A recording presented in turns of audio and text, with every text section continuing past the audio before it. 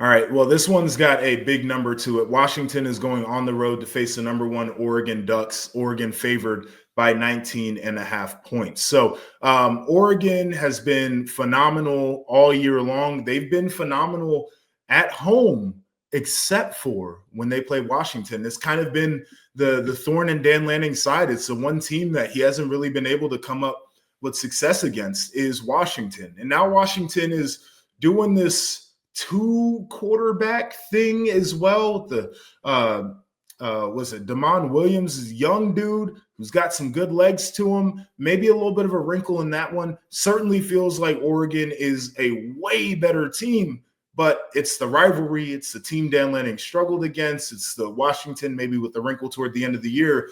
What are your thoughts here? And in particular, what are your thoughts on Washington in year one under Jedd Fisch?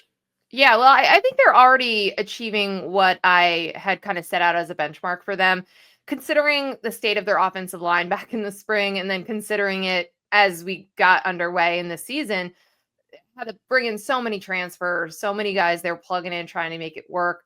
I think getting to a bowl game is huge. This was an obvious rebuild, massive rebuild, considering the 14 guys with the most snaps on offense, all were gone.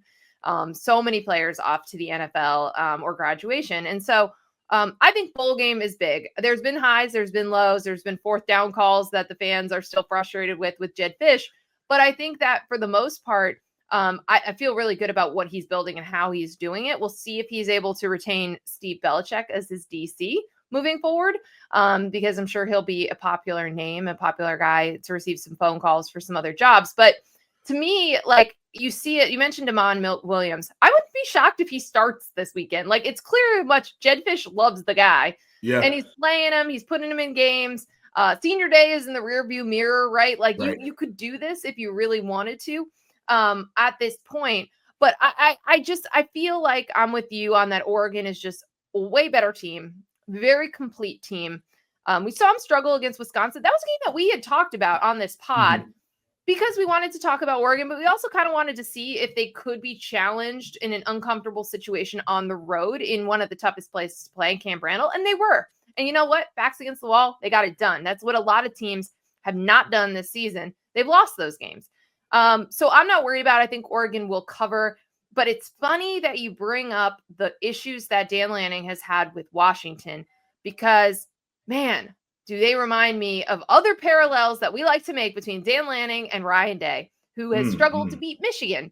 And it's like, you can win all of these other games, check all these other boxes, but there's one thing, and it's been stopping you from achieving your goals, because those losses to Washington last year kept Oregon out of the playoff, kept them out of winning a Pac-12 championship. So I think the demons are going to go away for both of these coaches this year.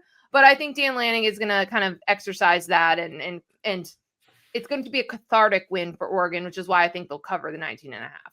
Yeah, I think Oregon's going to win this one too. I'm struggling with the 19 and a half. I think Washington's got a chance to cover in this one. The other thing that factors in for this game for me, Washington's sitting here at number 5 in the nation in pass defense. So I do think that they can make Oregon really have to earn their way down the field. Now, flip side of that is I think Oregon's run game has really come alive these last handful of weeks. I love the running back rotation that they have, and Dillon Gabriel makes you play with a little bit more patience defensively in the run game because he can use his legs to try to hurt you. But I do think that's a matchup that I'm interested in, is Steve Belichick and his defense and what they've done against the pass versus Dillon Gabriel and that Oregon offense and all those talented wide receivers throwing the football.